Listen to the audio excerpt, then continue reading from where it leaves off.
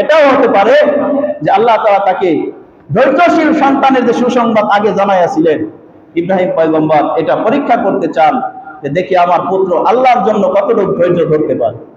এটাও হতে পারে। আরেকটা এটাও হতে পারে যে ইসমাইলের মেধা যাচাই করা, পুত্র সন্তান, নবীর সন্তান, তার মেধাটা কি পরিমাণ, সে কি বুঝতে পারে নাকি আল্লাহর ইশারা, এটাও পরীক্ষা করা উদ্দেশ্য। আরেকটা এটাও হতে পারে ধৈর্যশীলতা পরীক্ষা করা, ইসমাইলের ধৈর্য কতটুকু। এই কারণে স্বপ্নের কথা জানাই নাই, সন্তান আমি তো স্বপ্নে দেখলাম তোমাকে কুরবানি করতেছি, তুমি কি বলো?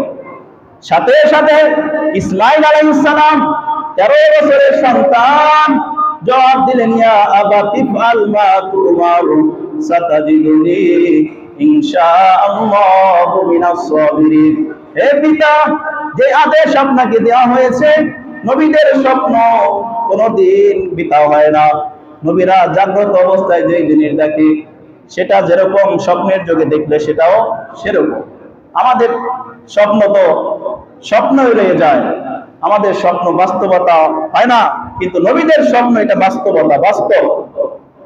ইসমাইল আলাইহিস সালাম এটা বুঝে নিলেন যে আমার পিতা যে নবী, তার স্বপ্নটাও বাস্তবিক। একটা পর্যায়ে যখন সন্তানের অনুমতি পেল, সন্তানের সন্তুষ্টি পেল, তখন মিনার প্রান্তে নিয়ে গেলেন সন্তান ইসমাইল আলাইহিস সালাম। নেওয়ার পরে ইসমাইল আলাইহিস সালামকে এমন ভাবে শোয়ালেন, একেবারে উপর করেও শোয়ার নাই, একেবারে কাত হয়েও শোয়ার নাই, অর্ধ উপর অর্ধ কাত, এমন একটা অবস্থায়। চোয়ালের এক প্রান্ত মাটির সাথে লেগে গেছে, এমন একটা অবস্থায় শোয়ানোর পরে ইব্রাহিম পয়গম্বর তার সন্তানের গলায় ছুরি চালালেন, বিসমিল্লাহি আল্লাহু আকবার বলে ছুরি চালালেন।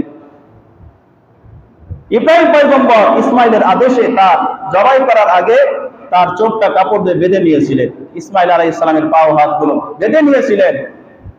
যখন ছুরি চালাচ্ছেন, দেখতেছে ছুরি ইসমাইলের গলা কাটতেছে। কোন কোন কিতাবে আছে তামার একটি পাত ছুরি এবং ইসমাইলের গলার মাঝামাঝি আল্লাহ তাআলা দিয়ে দিয়েছে। যখন চেষ্টা করতেছে, কাটে না, কাটে না, এই সময় আল্লাহ তাআলা ডাক দিলেন, ওয়া নাদাইনাহু আইয়া ইব্রাহিম قد صدقت الرؤيا إنا كذلك نجزي المحسنين। আল্লাহ বললেন, ইব্রাহিম রে, আমি তো তোমার সন্তান কুরবানি হয়ে যাক এটা আমি আল্লাহ চাই নাই, আমি তোমাকে এটাই পরীক্ষা করতে চেয়েছিলাম যে তোমার অন্তরে আমি আল্লাহর ভালোবাসা বেশি নাকি তোমার বৃদ্ধ বয়সে প্রাপ্ত সন্তান ইসমাইলের ভালোবাসা বেশি, এটাই দেখতে চেয়েছিলাম। এটা একটা পরীক্ষা ছিল। ওয়াফাদাইনাহু বিযিবহিন আযীম। আল্লাহ তাআলা ইসমাইলের পরিবর্তে তার ছুরির নিচে জান্নাত থেকে একটা দুম্বা হাজির করে দিলেন। এমন একটা দুম্বা, ওই যে আদম আলাইহিস সালামের পুত্র হাবিল যে দুম্বাটা কুরবানি করেছিল, এই দুম্বাটা আল্লাহ তাআলা জান্নাতে লালন পালন করছে 40,000 বছর। যেই দুম্বাটা জান্নাতে চলেছে, এই দুম্বাটা ইব্রাহিম পয়গম্বরের সূরার নিচে আল্লাহ দিয়া দিলেন। ইব্রাহিম পয়গম্বর পুত্র ইসমাইলের পরিবর্তে সেই জান্নাতি দুম্বাটা কুরবানি করে দিলেন। সুবহানাল্লাহ। সেই থেকে আমাদের এই কুরবানি, ইব্রাহিম পয়গম্বরের কুরবানিটা আল্লাহর কাছে এত পছন্দনীয় হয়েছিল, এত ভালো লেগেছিল, আল্লাহ চাইলেন কিয়ামত পর্যন্ত যেন মানুষ এই আমলটা ধরে রাখতে পারে, ইব্রাহিম পয়গম্বরের এই ঘটনাটা স্মরণ রাখতে পারে। এই কারণে আল্লাহ তাআলা আমাদের নবীর উম্মতের উপরেও কুরবানি ওয়াজিব করে দিলেন। ইব্রাহিম পয়গম্বর পরীক্ষা দিলেন আল্লাহর কাছে নিজের সন্তান কুরবানি করতে যাইয়া, আমরা পরীক্ষা দিব আমাদের কষ্টে উপার্জিত সম্পদ ব্যয় করে একটা জন্তু খরিদ করে কুরবানি দেয়া। তাহলে ইব্রাহিম পয়গম্বরের যেমন ইখলাস ছিল আল্লাহর সন্তুষ্টি, আমাদের কুরবানির মধ্যেও সন্তুষ্টি থাকতে হবে একমাত্র আল্লাহর সন্তুষ্টি, উদ্দেশ্য থাকতে হবে আল্লাহর সন্তুষ্টি।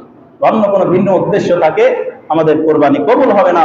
এই কারণে কুরবানি আসতেছে, ইব্রাহিম আলাইহিস সালাম যে আল্লাহর ভালোবাসা নিয়ে কুরবানি করেছিল, আমরাও আমাদের কষ্টে উপার্জিত সম্পদ ব্যয় করে যে জন্তু খরিদ করব, গরু খরিদ করব, এই কুরবানির মধ্যে দিয়েও যেন আল্লাহ সন্তুষ্টি থাকে যে আমি কোরবানি করতেছি আল্লাহ সন্তুষ্টির জন্য, আল্লাহকে খুশি করার জন্য, এই উদ্দেশ্যই যদি থাকে আমাদের কোরবানি কবুল হবে।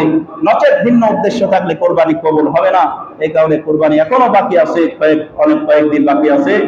আমাদের যাদের নিয়তের ভিতরে ঝামেলা আছে, আমরা এখন থেকেই নিয়ত শুদ্ধ করার চেষ্টা করি। কোন নাম, খ্যাতি, যশ এগুলোর যদি কোনো সম্ভাবনা আমার নিয়তের ভিতরে থেকে থাকে, তাহলে আল্লাহ তাআলা আমাদেরকে কোরবানির আগেই আমাদের নিয়ত পরিশুদ্ধ করার তৌফিক দান করুন।